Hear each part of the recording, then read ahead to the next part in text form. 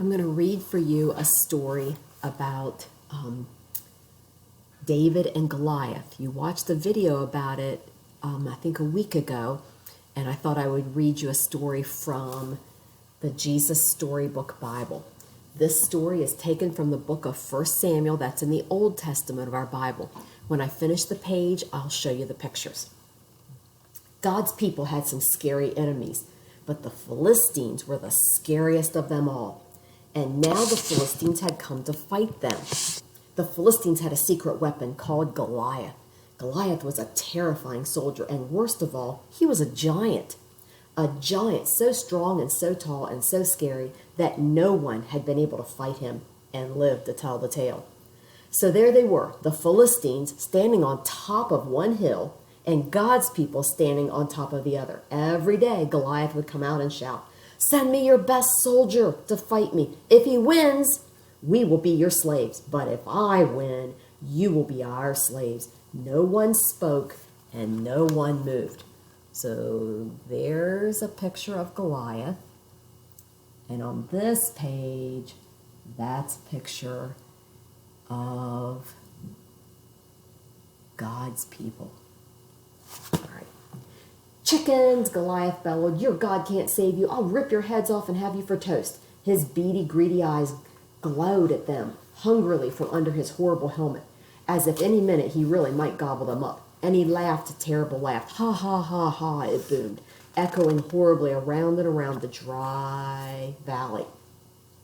Well, Goliath might just as well have been a green slimy monster with 3 heads, because God's people froze with fear. Their eyes glazed over and they turned deathly pale.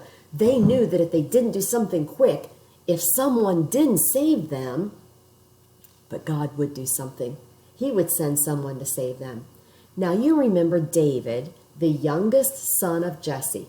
Well, his brothers were soldiers in the army. One day when David brought his brothers their lunches, he saw Goliath, and he saw how scared everyone was. "Don't be afraid," David said. "I'll fight him for you." "You're only a shepherd boy," the king said, "and Goliath is a great soldier. How will you fight him?" "God will help me," David said. So the king gave David his royal armor to wear, but it was so heavy and so big, David couldn't even walk. "I don't need this." Okay, there's a picture of the king trying to get his armor on David, and David couldn't even move with it.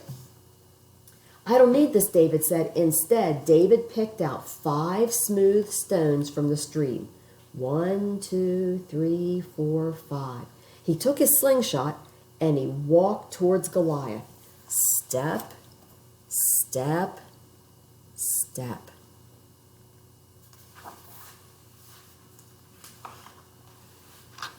Oh my. Let me show you the picture first. Look at Goliath. Look at how big he is. And look at how small David is. Look again. See how giant Goliath is and how small David is. Goliath walked toward David. Thud, thud, thud. "You?" Goliath peered down at the small boy. "I'm little," David shouted up to him, "but God is great." Goliath laughed, an even terribler laugh than usual.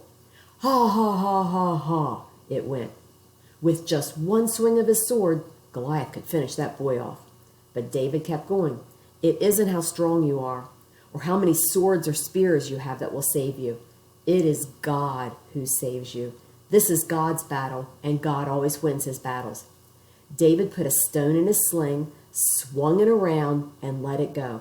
The little stone flew whiz like a bullet through the air and struck Goliath, thud, right between the eyes. Goliath stopped laughing. Right there's the stone that David slung from his sling. Let's see what happened. He stumbled, he staggered, and crash. He fell dead.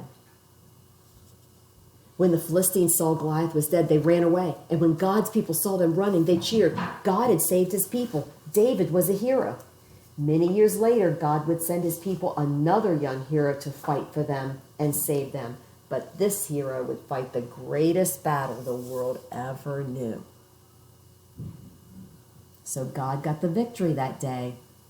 David had faith, and God got the victory.